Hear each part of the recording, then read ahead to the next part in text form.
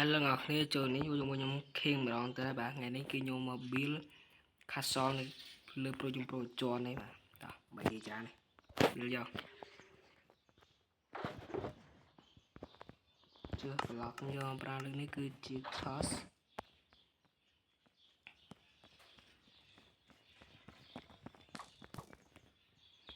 ជាអត់បានយកដែរណាមកchứថាមានធ្វើចឹងចាវីដេអូនេះសូមខ្លីតិចឯង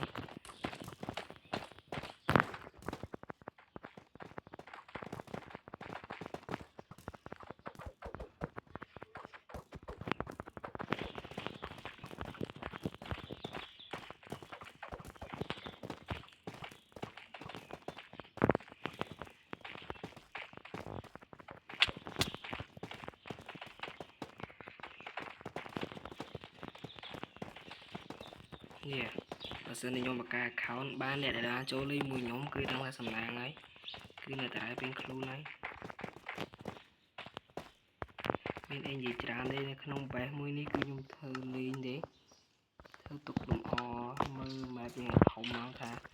នៅវាធំអីចឹងទៅមាន base អីច្រើនទៅណា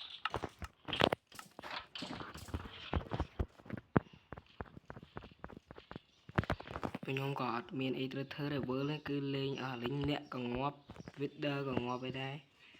គឺគ្មានស្អីធ្វើច្រើនទេចុះ build ជាងមួយទៅ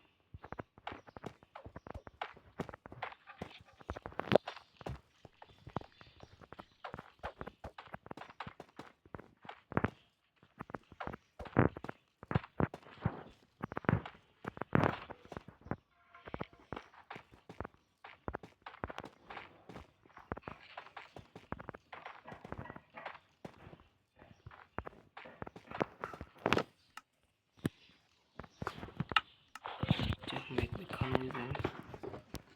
ទៀតខ្ញុំនឹងប្រមូលមាសឲ្យច្រើនយកមកធ្វើតែម្ដង1 2 3 1 2 3 1 2 3ណា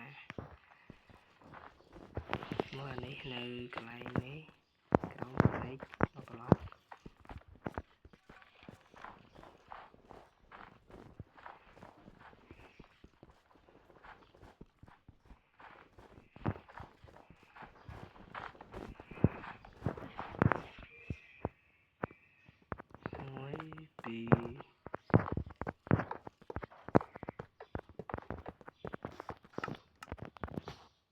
យកមកទៅមួយ